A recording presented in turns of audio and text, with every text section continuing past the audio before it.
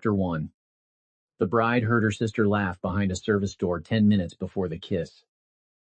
Madeline Whitmore stopped so fast that the hem of her ivory gown brushed the marble like spilled milk.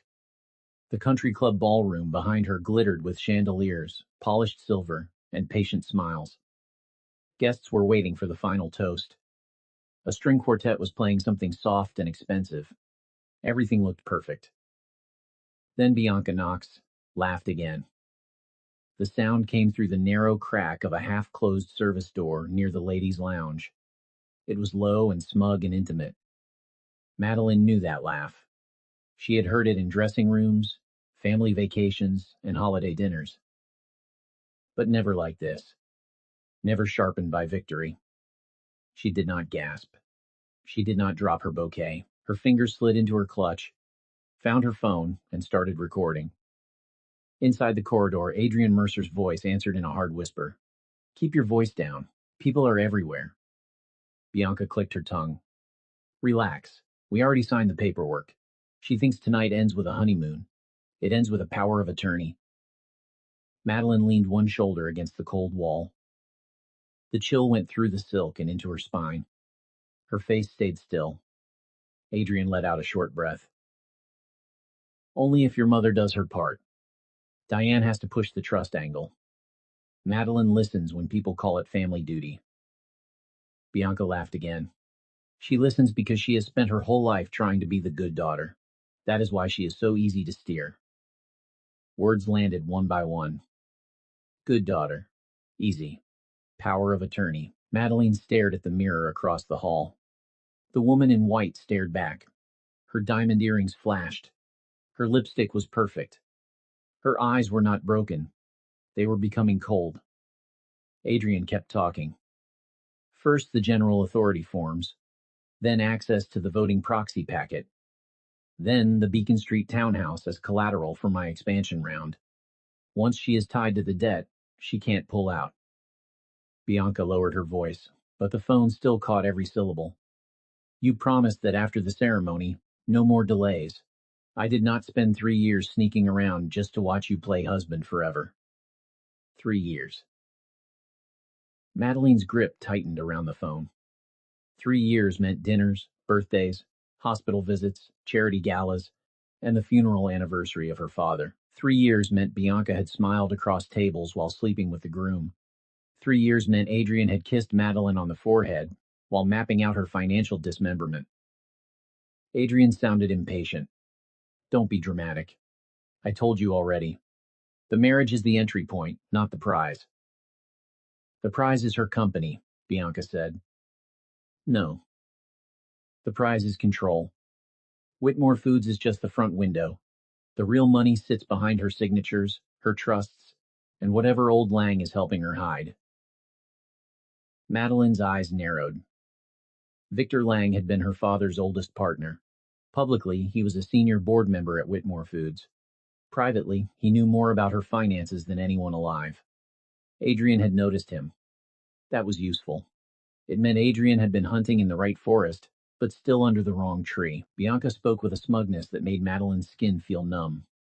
"He is not that smart. I found the North Astor Trust reference months ago. If she had real instincts, she would have locked everything sooner." Adrian laughed under his breath. "North Astor is small. The real jackpot is getting my name into her decision chain. Once a husband starts helping with signatures, nobody notices how wide the door opens." Madeline closed her eyes for 1 second. There it was. Not just betrayal, strategy. If she had burst through that door, they would have lied. Adrian would have softened his face. Bianca would have cried. Her mother would have begged for peace. There would be no clean line, no public proof, no final end. So she stayed silent. Inside the corridor, Bianca's tone shifted. "And if she refuses after tonight, then your mother tells her she is overreacting. Then I play patient husband. Then we stretch it out. Her biggest weakness is guilt. Your biggest use is pressure." Bianca went quiet for a beat. "Use? Is that what this is?" Adrian answered too fast. "Don't start. You know what this is. We take the money first, then we figure out the rest." Madeline felt something inside her settle into place. Not grief, not panic, geometry. All the messy feelings flattened into lines and angles. A route appeared.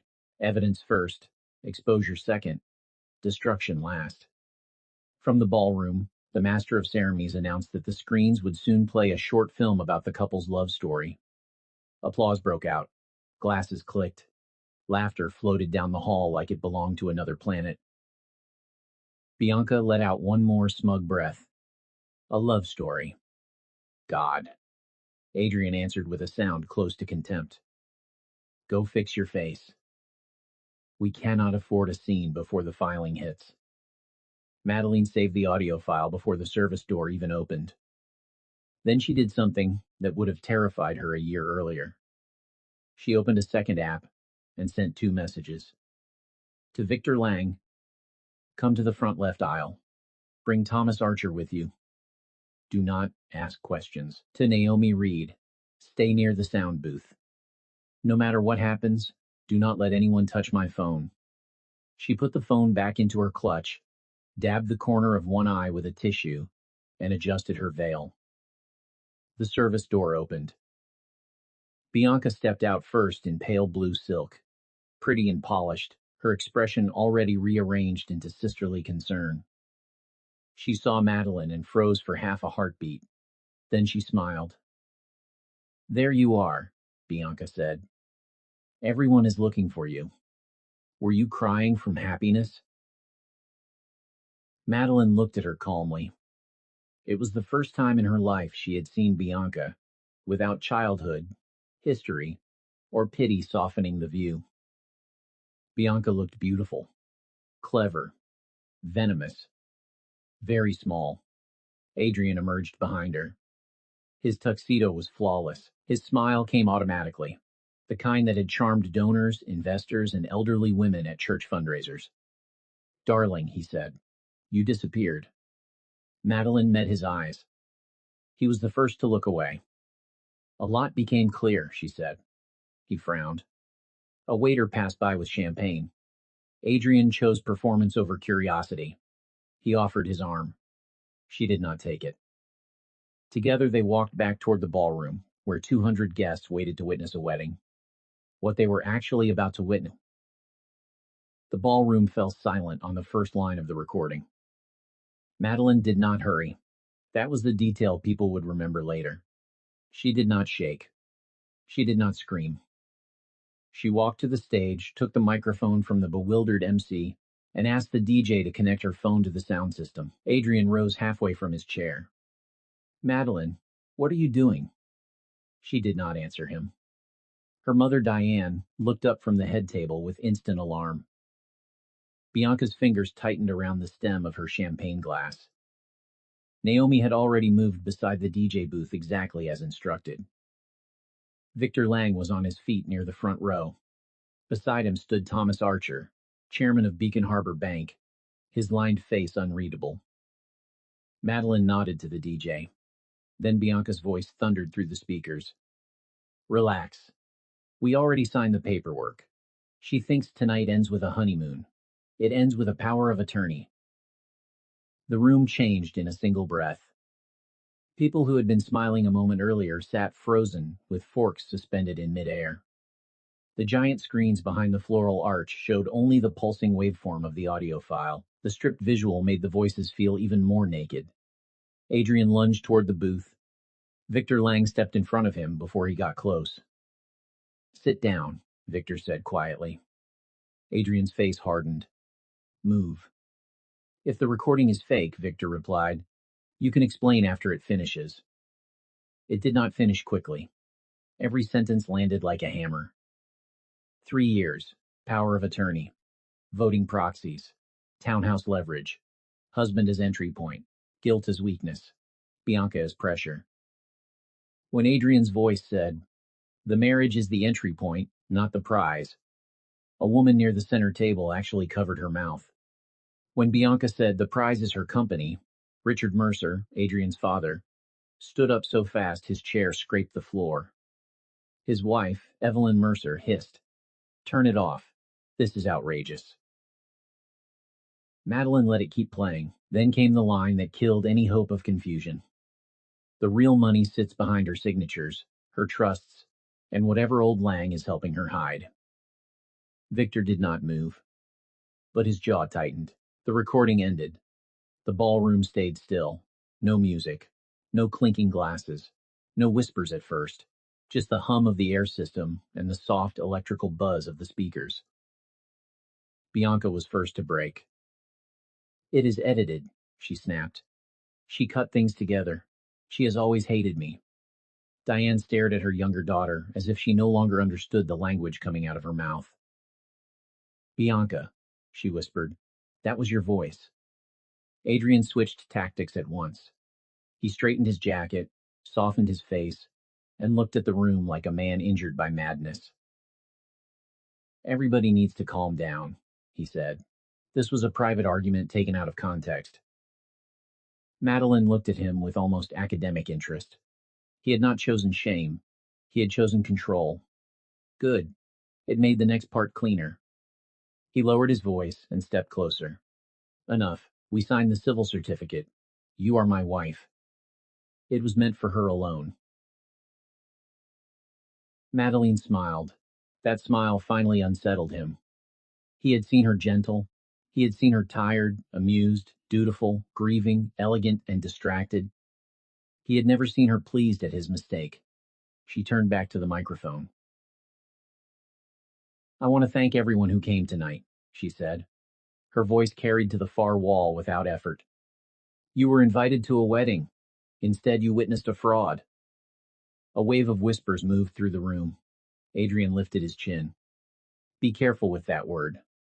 "No," Madeline said. "You should be careful with it." She looked toward Thomas Archer. "Mr. Archer, would you stand for a moment?" The old banker stood. Confusion passed over Adrian's face. It lasted only a second. Then wariness replaced it. Madeline continued. 3 days ago, Adrian's company, Lattice Forge Systems, received a conditional bridge commitment for $12 million from North Astor Ventures. That got Adrian's full attention. Only a handful of people in the room would have known his company had been desperate for short-term liquidity. Fewer still knew a rescue term sheet had arrived late enough to save him from payroll collapse. Adrian's eyes narrowed. "How do you know that?" Madeline ignored him. "North Astor Ventures," she said into the microphone, "is controlled by a parent structure called Aurelian Capital. Most people in this room have heard the name. Almost none know the principal." Thomas Archer remained standing. Victor Lang watched the crowd. Madeline turned her head and looked directly at Adrian. "I am the principal." The silence after that was different from the first silence. The first had been shock. This was impact. Adrian actually went pale. Bianca stared at Madeline, then at Adrian, then back again. Her lips parted, but no sound came out. Richard Mercer took one step forward. "That is impossible." Victor answered for the first time. "It is not." Madeline's voice stayed even. "Before I walked back into this ballroom, I withdrew North Astor's commitment to Lattice Forge. I also authorized Fraud Counsel to notify Beacon Harbor Bank and 3 vendor credit insurers that Adrian Mercer obtained material access to the relationship by misrepresentation and concealed conflict. Every lender on his expansion stack will receive the same notice before midnight." Now, the room was no longer merely watching scandal. It was watching a building collapse. Adrian found his voice. "You vindictive little liar. You cannot do this because of one ugly conversation. I can do it because your company made representations while you were conspiring to obtain control of my personal assets and corporate proxies through marriage fraud. That makes every statement of intent and good faith attached to your financing package radioactive." He looked as though someone had hit him in the chest. Madeline went on. "And since you are so proud of the civil certificate, let us be precise. You are not negotiating a divorce payout. You are about to defend an annulment petition grounded in fraudulent inducement. You will not touch my trusts. You will not touch Whitmore Foods. You will not touch the Beacon Street townhouse. You will not touch anything except the consequences you built for yourself." Bianca finally exploded. You think this makes you superior? She shouted.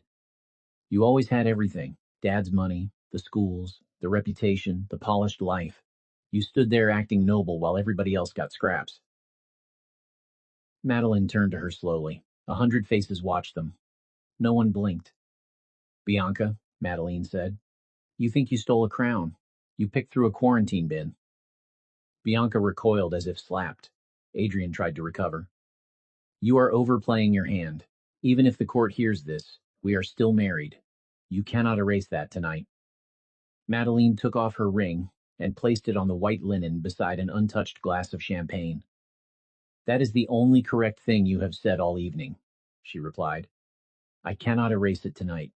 I can erase it properly, publicly, and permanently. Diane stood at last, her face gray. Madeline, please, let us talk in private. For years those words had worked on her. Private meant softening. Private meant swallowing. Private meant someone else's shame became her burden to carry. Not tonight. Not now, Mother. Diane sat back down as if the bones had gone out of her legs. Naomi moved to Madeline's side. So did Victor. Thomas Archer gave one short nod and reached for his phone. His message to the bank would travel faster than gossip. Adrian took another step toward the stage. You will regret humiliating me like this. Madeline looked at him, then at the guests, then at the ruined cathedral of flowers and candles meant to bless a lie. No, she said. Regret is what ended tonight. She handed the microphone back to the MC, who accepted it with both hands as if it were evidence. Then she walked out of the ballroom. Behind her 3, Adrian called 12 times before sunrise. Madeline did not answer once. She spent the night in Naomi Reed's townhouse in Back Bay, not in the penthouse Adrian had chosen for their first married night. Her gown had been cut away with kitchen scissors because neither of them had the patience to unzip memory carefully. By dawn, the dress lay across a chair like the shed skin of a dead animal. Naomi brought black coffee, legal pads, and silence. She knew when to talk and when not to. The phone kept lighting up. First came outrage. Answer me. You destroyed everything. Then came strategy. We need to get in front of this. This can still be fixed. Then came the true voice. You are my legal wife. Delete the recording before you ruin both of us. Madeline screenshotted every message and forwarded them to a secure folder Naomi had already labeled with the date. At 8:30, Rebecca Sloan joined them by video call. Rebecca did not waste words. She was one of those lawyers whose calm felt more dangerous than shouting.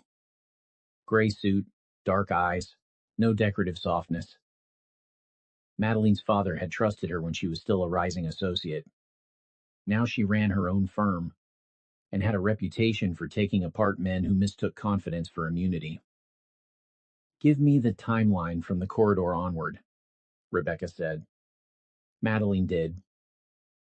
Naomi filled in the gaps, the backups, the witnesses, Thomas Archer's presence, Victor Lang's reaction, the threats after midnight. Rebecca listened without interrupting. When the audio finished playing through Naomi's speakers, she made 3 notes and looked back up. Infidelity is not enough for annulment, she said. Fraud is. Fortunately, your groom could not stop explaining his fraud in complete sentences. Madeline sat with her coffee untouched. She looked composed, but Rebecca noticed the stiffness in her shoulders. He will fight to keep the status, Rebecca said. Not because he wants the marriage, because husband is the closest he ever got to your vault door. That sentence landed with the clean force of truth. Madeline nodded once. He will ask for reconciliation. He will ask for delay first, sympathy second, discovery third. He will call you unstable, impulsive, manipulated, vindictive, and privileged. Then he will try to pry open your structures under the excuse of marital transparency. Naomi snorted. So, basic male panic in a nice suit.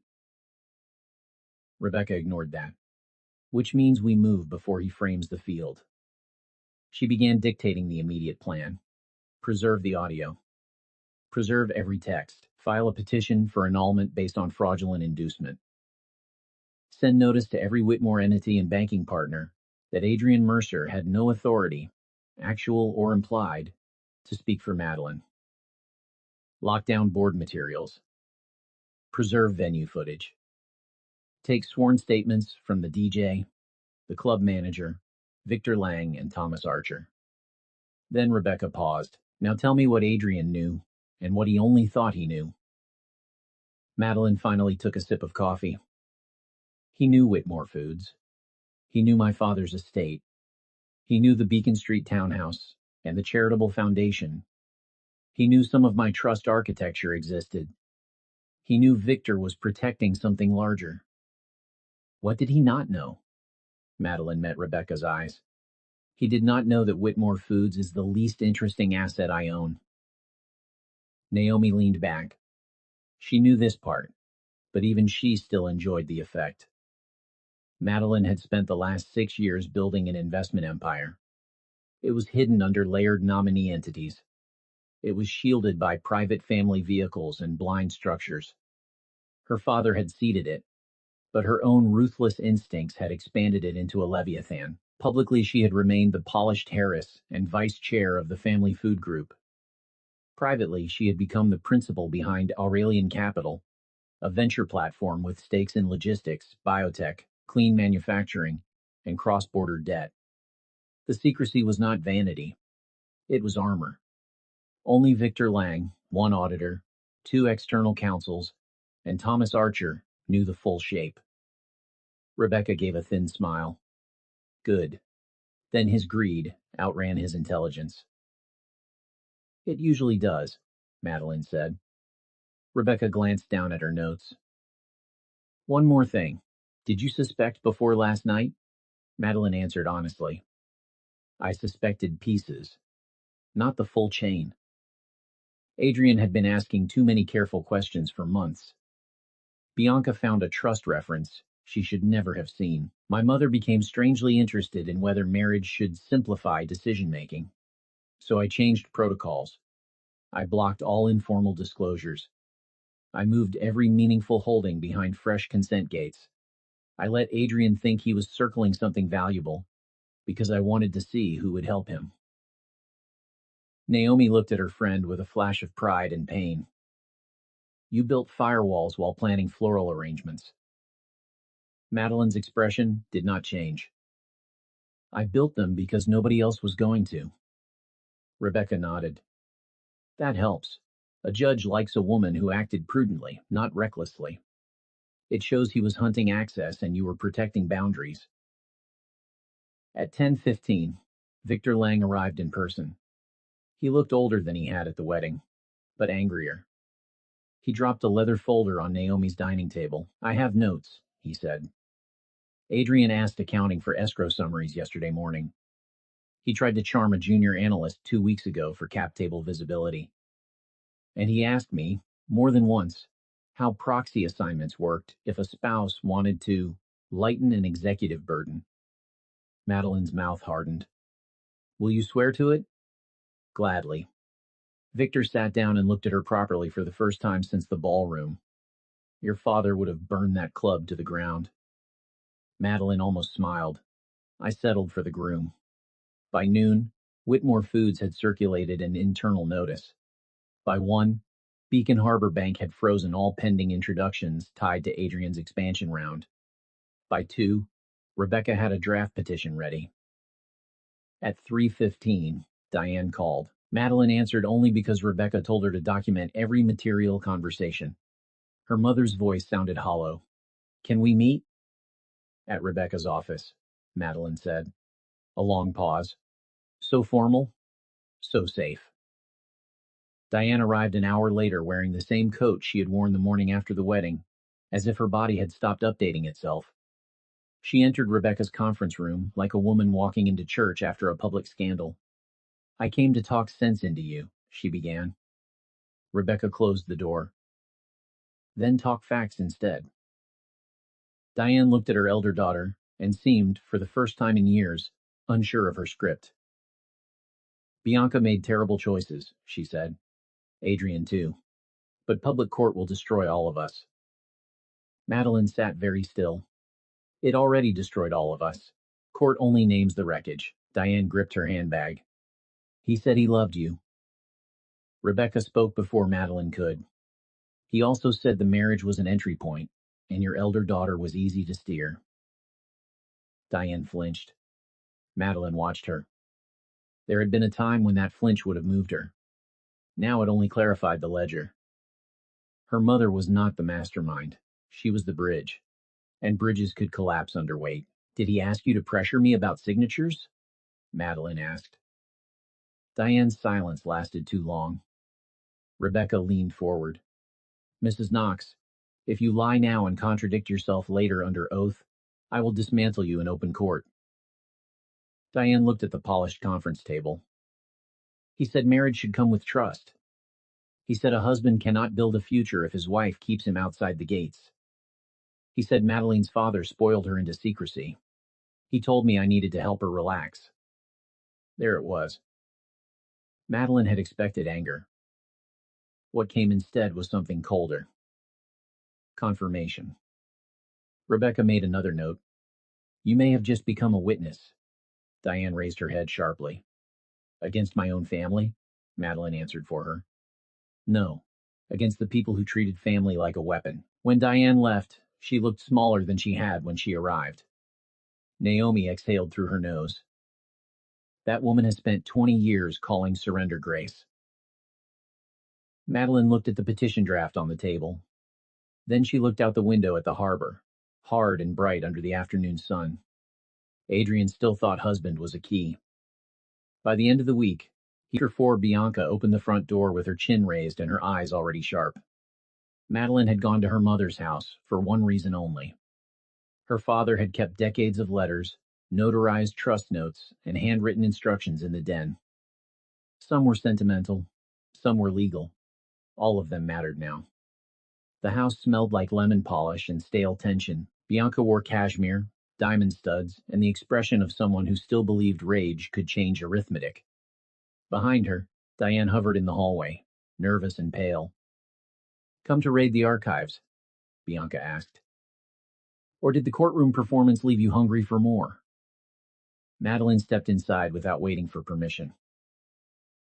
Move. Bianca laughed once. There she is. The Ice Queen finally showed up. For years, Bianca had weaponized drama. Tears when she needed indulgence. Charm when she needed allies. Mockery when she needed distance from shame. She was good at it because the adults around her had trained themselves to respond. Madeline did not respond. She walked past her into the den and began lifting the banker's boxes Victor had already labeled months earlier. Her father had trusted paper, not because he disliked technology, but because he understood how often a hard truth survived longer in a file than in a person. Bianca followed her into the room. You really think this ends well for you? She asked. You humiliated the Mercer family, tanked Adrian's financing, and turned Boston society into a feeding frenzy. You are not the heroine in this story. Madeline set one box on the desk and faced her sister. No, she said. I am the owner of it. Bianca's nostrils flared. That is exactly what I mean. You always talk like the whole world is your inheritance. It is not my inheritance. It is my responsibility. There is a difference you never bothered to learn. Bianca took 2 quick steps closer. Easy for you to say. You had the father with money, the schools, the introductions, the polished future. Mother spent years patching me together while you floated through a perfect life. That old song. Madeline had heard versions of it since childhood. Bianca's father drank away rent checks and disappeared for months. Diane compensated with guilt. Madeline became the stable one by default, which meant she was expected to surrender more, absorb more, forgive more, simply because she looked less damaged. The logic had always been rotten. It had just taken years to stop smelling normal. Your childhood pain was real, Madeline said. Your adulthood choices were still yours. Bianca's mouth twisted. He loved me. Madeline's gaze did not move. No. He used you. The difference insults you, so you keep choosing the prettier lie.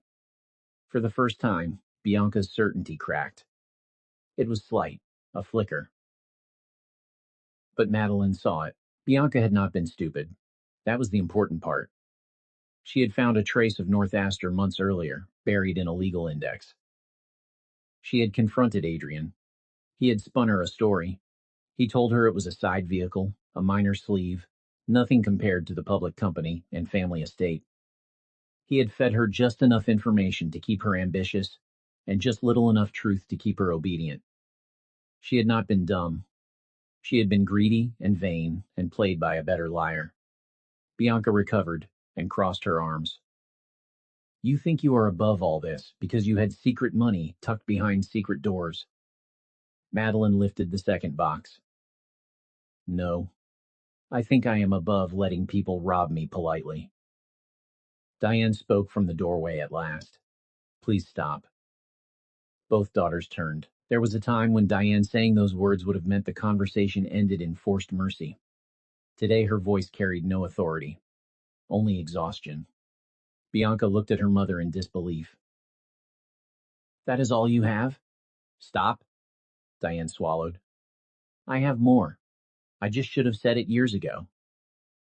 The room went quiet. Bianca stared at her. Madeline did too. Diane clutched the doorframe. I told myself I was protecting the weaker child, but I kept asking the stronger child to bleed for it. I made sacrifice look like virtue because it was convenient for me. Bianca's face went dark. Now you care about truth because the club heard the recording?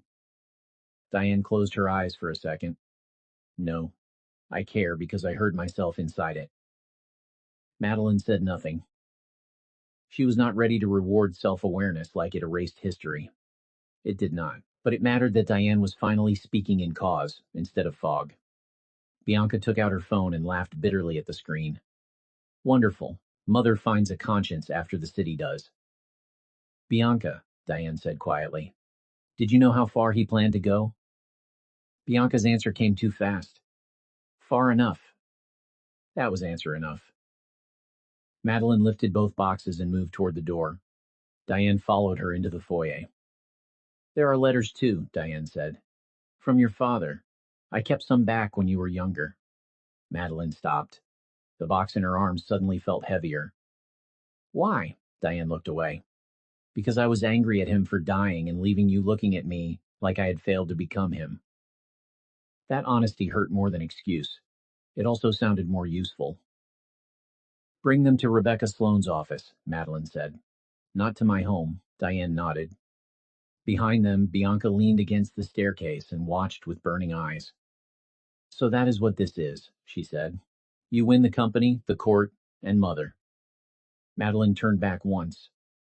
You were never competing with me for Mother, she said. You were competing with your own emptiness. Adrian just gave it a shape. She walked out carrying the boxes. In the driveway, the late afternoon wind hit her face. She stood beside Naomi's car for a moment and listened. Inside the house, Bianca started shouting. Diane answered. Then silence. Then Bianca again, louder. Same pattern. Same family. Same damage. Naomi loaded the boxes into the trunk and glanced over. How bad? Madeline got into the passenger seat. Exactly bad enough. That night, Rebecca's office authenticated venue footage, locked witness statements, and finished the petition. The filing hit court the next morning. Adrian responded within hours. He denied fraudulent intent. He denied meaningful misconduct. He claimed the hallway conversation had been an emotional exchange, distorted by stress. Then he filed a motion requesting a reconciliation period on the grounds that a valid family unit had been disrupted by public humiliation and outside interference. When Rebecca read that section aloud, Naomi barked out a laugh so sharp it almost sounded violent. Family unit, she said. He really dressed extortion in wedding language. Madeline took the page from Rebecca and read the motion herself. Every sentence tried to turn force into tenderness. Every paragraph tried to make his persistence look noble. It was shameless. It was also predictable. He still believed delay was leverage. He still believed pressure could exhaust her. He still had not grasped the scale of the wall he had run into. And he was about to make that mistake. Chapter 5. The first hearing lasted 48 minutes and changed the temperature of the case. Family court was smaller than the Whitmore boardroom and less elegant than the ballroom Adrian had tried to conquer. But it held power in a more serious way. Nothing sparkled. Nothing softened. The walls were clean, the benches hard, and the judge looked like a woman who had seen too many liars mistake charm for evidence. Adrian arrived in charcoal wool with the face of a noble sufferer. He had rehearsed it well. The lowered eyes, the controlled grief, the careful pauses before speaking. He wanted the room to see a husband trying to salvage love, not a failed operator trying to salvage access. Madeline noticed one thing immediately. He came alone to the front row. Bianca was missing. His parents sat behind him. Evelyn Mercer looked offended by the building itself. Richard Mercer wore the pinched expression of a man realizing banks obey documents more than family prestige. Rebecca rose first and outlined the petition. Fraudulent inducement. Long-term affair. Coordinated plan to secure powers of attorney, proxy influence, and property leverage. Material concealment before marriage. Immediate misuse of marital status after exposure. Adrian's counsel objected to nearly every exhibit. The audio was inflammatory, the context incomplete, the emotional setting volatile, the trust concerns ordinary, the husband merely egoed. That, Madeline thought, was his mistake. He could never resist his own performance. Your Honor, he said, voice soft and pained. I love my wife. I have made mistakes, but not the monstrous ones being painted here. I came to marriage in good faith. We had a disagreement with a complicated family member. Instead of speaking privately, she chose public destruction. I am asking only for time and an opportunity to repair my family. The judge looked over her reading glasses. And the discussion of powers of attorney? He did not hesitate. Normal marital planning. The discussion of later divorce once assets were intertwined? He lowered his head. An ugly remark under pressure. Rebecca did not even look impressed. She had heard better lies from weaker men. She presented the texts, the after-midnight threats, the insistence on husband as a legal weapon, Victor Lang's affidavit, Thomas Archer's banking notice, internal logs from Whitmore Foods, showing Adrian's attempts to request escrow summaries before the ceremony. Then Rebecca delivered the line that shifted the hearing. The respondent is not clinging to a marriage, she said. He is clinging to a title. His filings refer to emotional repair. His actions refer to assets. The judge denied the immediate reconciliation request. Adrian hid his reaction well, but not perfectly. Madeline saw the small muscle jump in his cheek. The judge did grant one thing, a forensic review of the audio file. Adrian's lawyer nodded as if that were a victory. Rebecca knew it was just a delay. An annoying one, not a dangerous one. As they left the courtroom, Adrian finally broke his saintly mask. He came close enough for his voice to reach only Madeline and Rebecca. This is going to take months, he said. By the end, you will settle just to make me stop. Rebecca answered before Madeline could. Say that louder. I would love the bailiff as a witness. Adrian smiled without warmth, still hiding behind paid talent. Madeline met his eyes, still mistaking noise for leverage. He let them pass, but he was already shifting strategies. That afternoon he turned to optics. He appeared outside Rebecca's office with white roses, a navy coat, and the face of a man burdened by tragic love. He made sure 2 reception staff saw him waiting. He made sure a junior associate overheard him say he only wanted peace. Rebecca had him removed in under 3 minutes. Before security led him away, he held the roses out toward Madeline. "I am willing to forgive the public humiliation," he said. She stared at the bouquet, as if it were a contaminated object. "You still think generosity is what this room lacks." He leaned closer. "The judge will see a cold woman surrounded by corporate handlers and a husband who kept showing up." Rebecca wrote down the time of the encounter without lifting her head. "And now the judge will also see harassment." The next week became paper warfare. Subpoenas flew.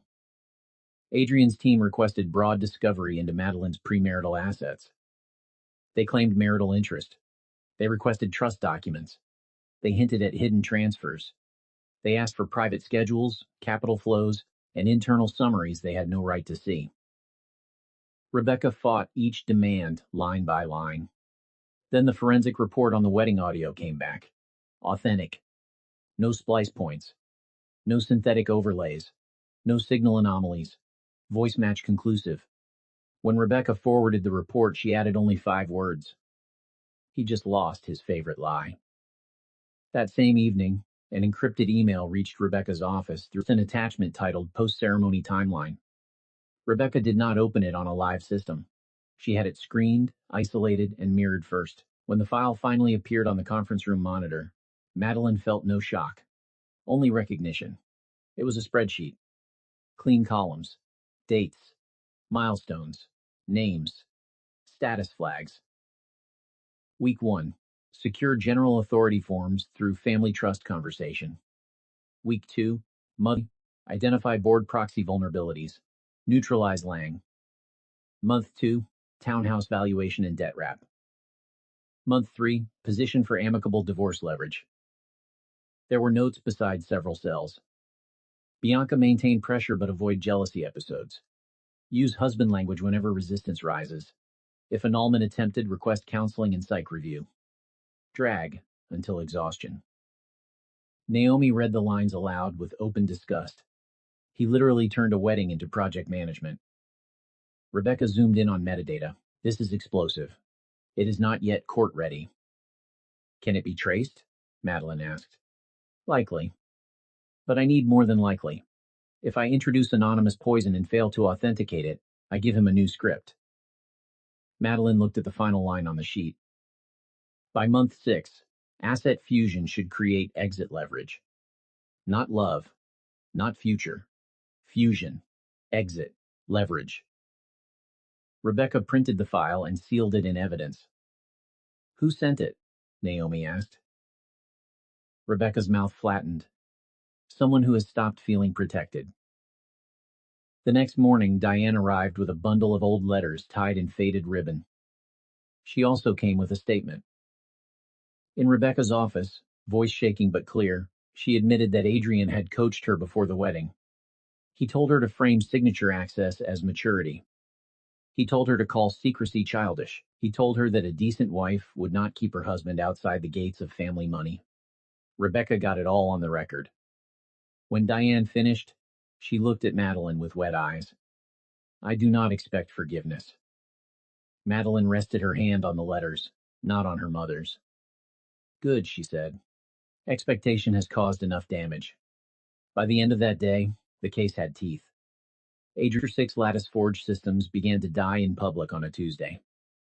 First came the vendor notices, then the insurer review, then the bank's revised risk posture. Then a trade publication quietly reported that a planned expansion had encountered governance concerns tied to executive conduct. Richard Mercer spent the morning calling old contacts. By lunch, most of them had stopped answering. Adrian worked his phone until his voice went raw. He tried anger first, then charm, then urgency. None of it changed the central fact. The bridge loan was gone, and once one serious institution stepped away on integrity grounds, the others became brave. By Thursday, he had only one story left to tell. Aurelian Capital. The private house had a myth around it in East Coast finance. Quiet money, fast decisions, brutal standards. If Aurelian backed a company, people assumed there was real steel under the paint. If Aurelian walked away, people asked why. Adrian had never dealt with the parent group directly. He knew North Astor. He knew term sheets and intermediaries. He knew there was a controlling hand above them. But Aurelian operated as a blind trust in Delaware, shielded by layers of nominee directors and non-disclosure firewalls. He had not understood how near that hand had been all along. Through a frantic chain of introductions and his father's remaining pride, Adrian secured a meeting on the top floor of Aurelian's Boston office. He wore his best suit. He reviewed numbers in the elevator. He told himself this was still salvageable. Founders survived scandals. Markets forgot. Investors cared about upside. Richard Mercer came with him. So did Bianca, though nobody had invited her. Bianca had appeared at the lobby in dark sunglasses and a face stripped of makeup. She claimed she needed to understand what Adrian was doing. He almost sent her away. Then he noticed how badly she needed him still. He let her ride up. A witness could be useful later. A young assistant led them into a glass-walled conference suite overlooking the harbor. There was no receptionist glitter here, no fake warmth, only quiet furniture, black coffee, and money arranged with enough taste not to brag. At the far end of the room, a leather chair faced the window. Adrian began speaking before the chair turned. Laddie's Forge has temporary pressure, not structural weakness. With the right capital injection, we can cut burn, secure 2 manufacturing contracts, and give the fund 80% preferred equity if necessary. The chair did not move. Richard Mercer added quickly, "My son has built real technology. He only needs a fair hearing." Bianca said nothing. She was looking at the silver nameplate on the table. Aurelian Capital. Principal Review. Then the chair turned. Madeline Whitmore faced them in a midnight suit, one hand around a coffee cup, expression calm enough to kill with. For 1 full second, nobody breathed. Adrian's mouth opened. Closed. Opened again. Richard Mercer actually stepped back. Bianca's face lost color so fast it looked painful. Madeline set the coffee down. "Continue," she said. "You were offering me 80%. Adrian's knees seemed to forget their job. He grabbed the back of a chair to stay upright. "This is a game," he said hoarsely. "No," Madeline replied. "The game was the part where you thought the public company was the kingdom." Bianca stared at her as if finally seeing the edges of a map she had misread for years. Madeline let the silence work on them before continuing. "North Astor was never my empire, Adrian. It was one sleeve, one instrument, one small gate. You spent 3 years trying to pry open the front window while insulting the architect." Richard Mercer found anger before dignity. "You hid this." Madeline looked at him. "From your son?" "Yes." Adrian took a step forward. "You cannot destroy a company because a relationship ended badly." Madeline almost looked amused. "A relationship ended badly when someone forgets an anniversary. You attempted marriage fraud, asset capture, and witness intimidation. Your company is not dying because I am emotional. It is dying because lenders dislike founders whose ethics trigger discovery." Bianca whispered, "You said North Astor was minor." Adrian turned on her too fast. "Be quiet." Madeline caught that. There it was. The pecking order revealed under stress. Bianca was not the chosen one. She was expendable inventory. Madeline folded her hands on the table. "I know about the spreadsheet," she said. "I know about the pressure plan, the proxy plan, the townhouse valuation, and the delay strategy. I know enough that this meeting is not really about investment. It is about humiliation." Adrian's breathing had gone thin and uneven. "What do you want?" he asked. At last, the correct question. Madeline answered without drama. "I want nothing from you. That is the part you still cannot understand. Men like you survive on the fantasy that every woman in the room is bargaining. I am not bargaining. I am documenting." Bianca made a small sound. It was not a sob. It was the noise a person makes when a lie collapses inward and leaves them standing in the dust. Adrian looked at her, then back at Madeline. "Please." It was the first honest word he had said in weeks. He did not say it because he loved her. He said it because payroll, debt, and exposure had finally reached his throat. Madeline stood. "Your hearing is in less than 24 hours, she said. "You should use the remaining time to decide whether perjury still feels clever." Richard Mercer tried once more. "There has to be a business solution." Madeline's eyes turned cold. There was. It was called not trying to rob me. She moved toward the door and opened it herself. Outside stood Rebecca Sloan and a compliance officer. Rebecca spoke first. "Mr. Mercer, before you leave, you should know my office has also received records regarding attempted witness pressure. You may want new criminal counsel." Bianca swayed. The compliance officer guided her to a chair in the outer hall before she hit the floor. Adrian did not kneel all the way, but the movement was close enough to count. His hand hit the conference table. His head dipped.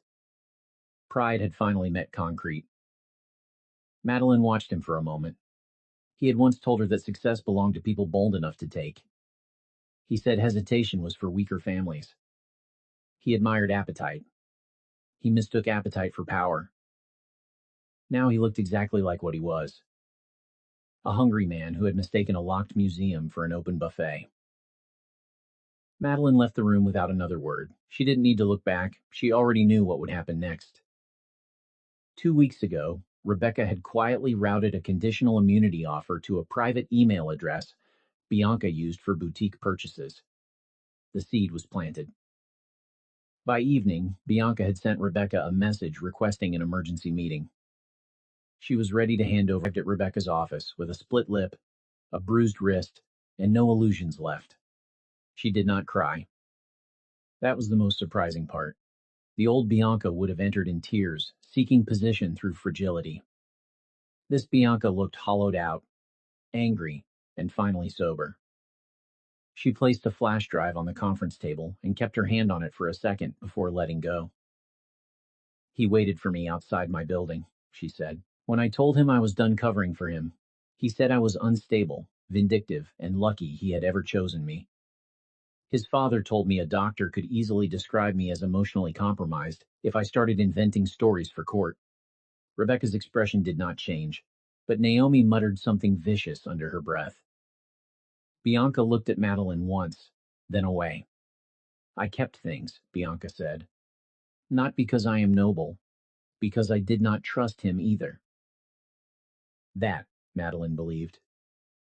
The flash drive held 3 years of messages, draft notes, deleted backups, and voice memos Bianca had exported after every major argument with Adrian.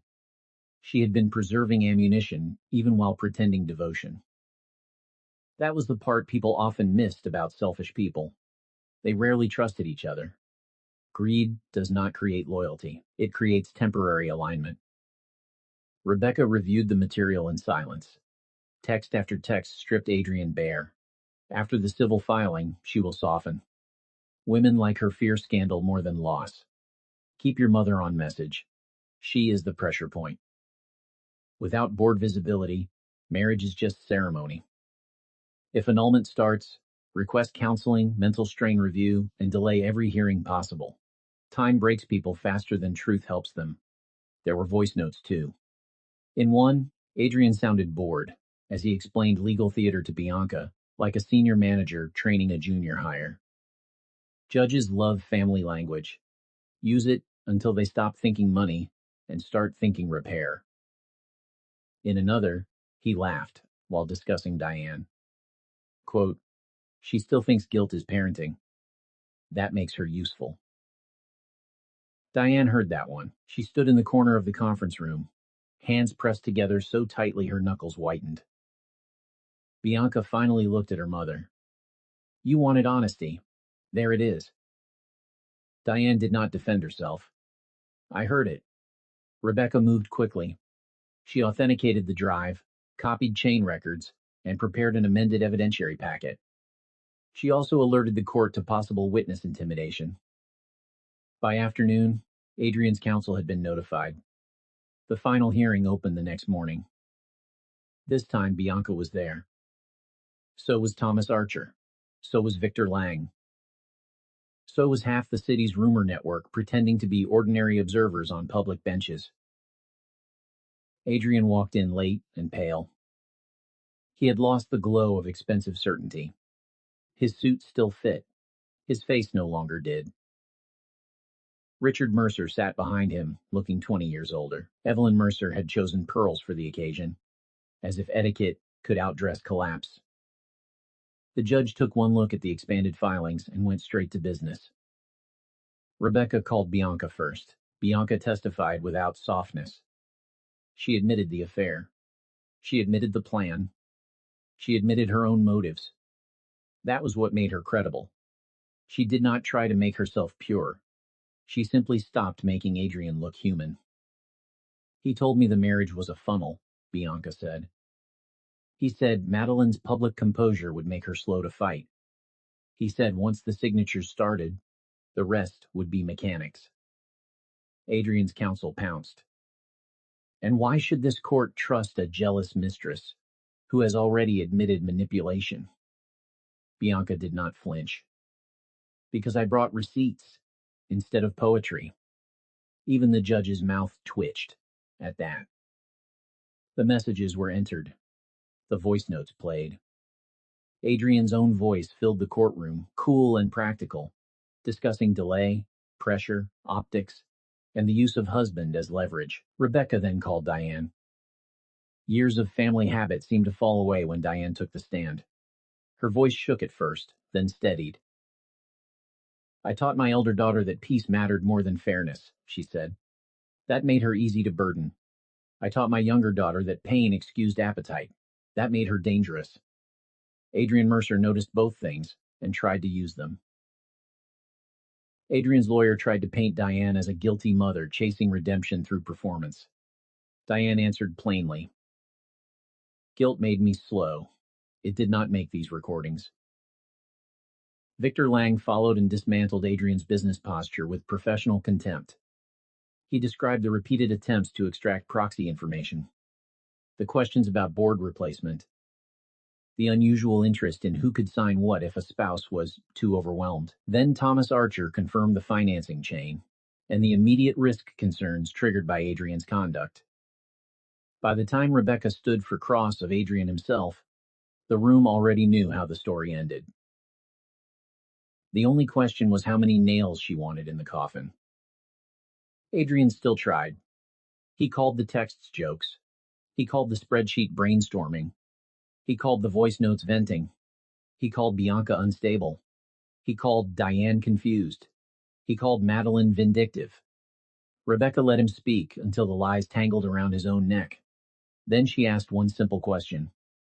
If you married for love, why did you write, without board visibility, marriage is just ceremony? Adrian blinked.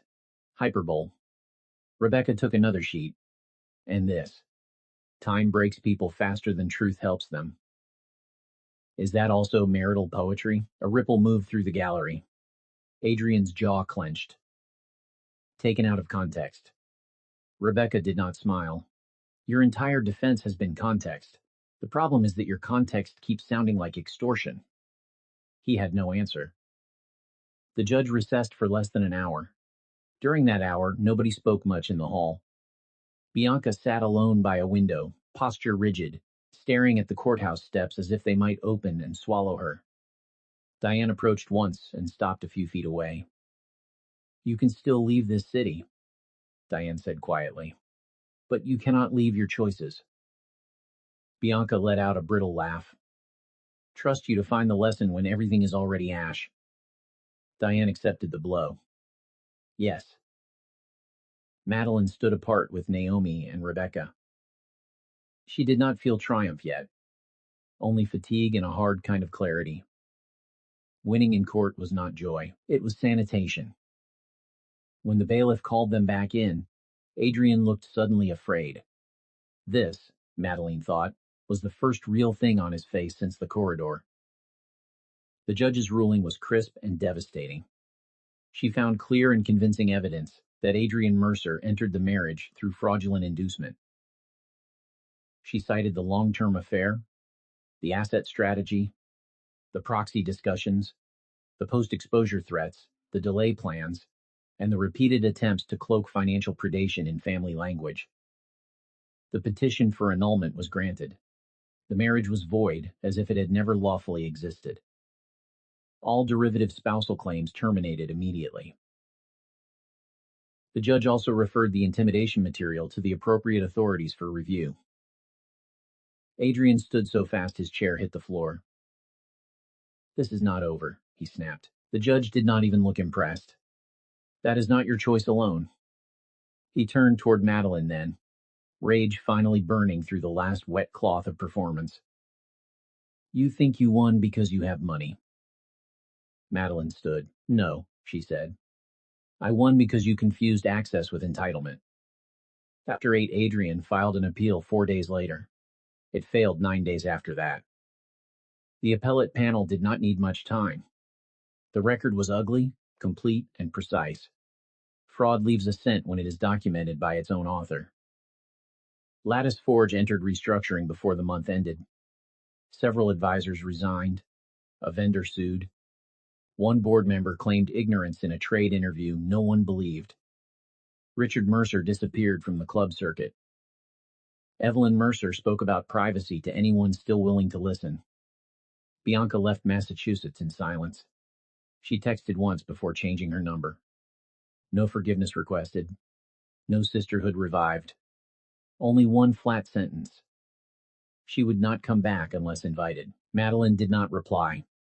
Some endings were cleaner without ceremony. Diane started small. She asked before visiting. She stopped using guilt as a key.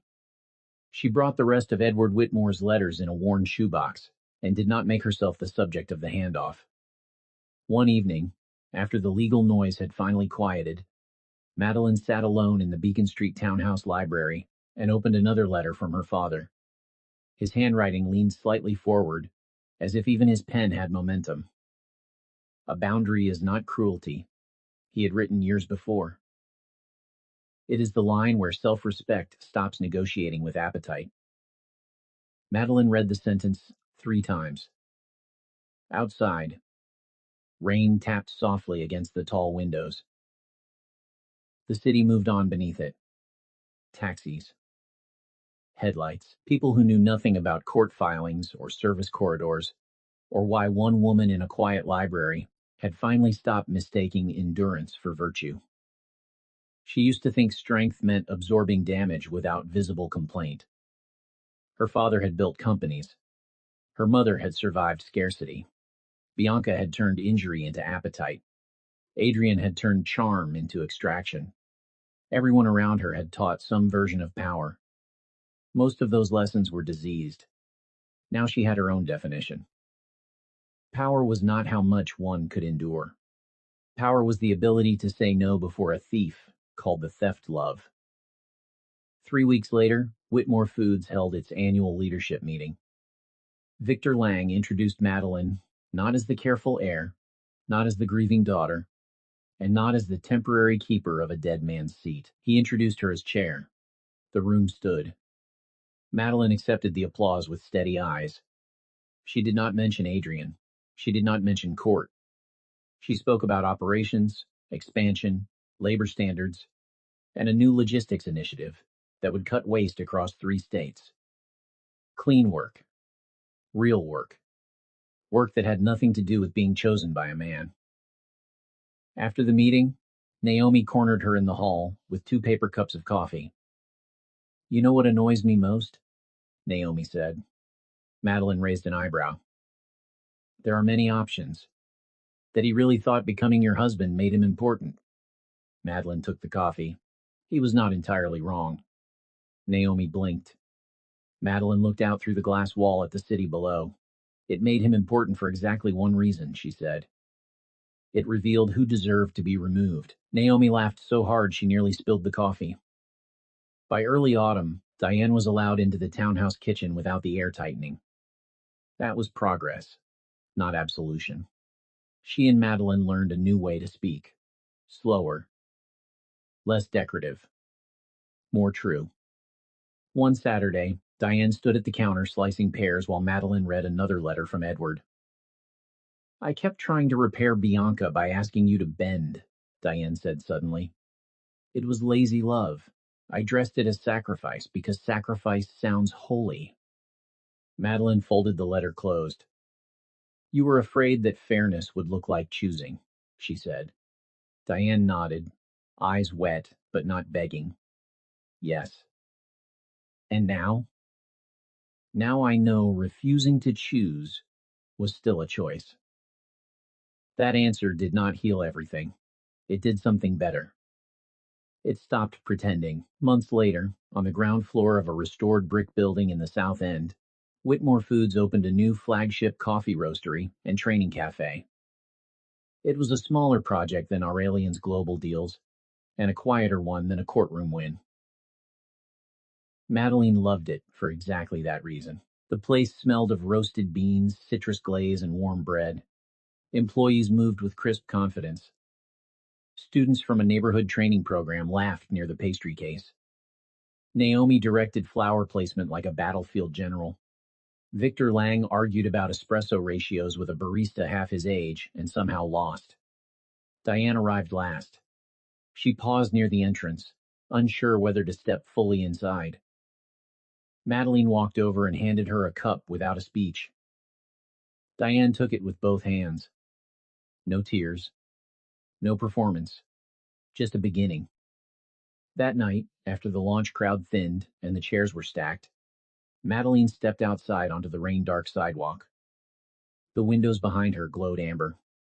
Inside were people, work, warmth, and a future built by discipline instead of hunger. Her phone buzzed. Unknown number. The text was short. You cannot erase what we had. No name. No need. Adrian still believed history itself was a form of leverage. Madeline looked at the message for exactly 2 seconds. Then she screenshotted it to Rebecca, blocked the number, and deleted the thread. Naomi came out carrying a cake box and nudged her shoulder. Him again? Madeline slid the phone into her coat pocket. Not anymore. She looked through the glass at the roastery, at the staff laughing while they cleaned, at the long oak counter built from reclaimed wood, at the place her father would have loved, and her younger self might have been too tired to protect. Betrayal had not made her hard in the way people feared. It had made her clear. The difference mattered. A woman could close a door forever and still keep a house full of light. If you like sharp reversals, powerful character,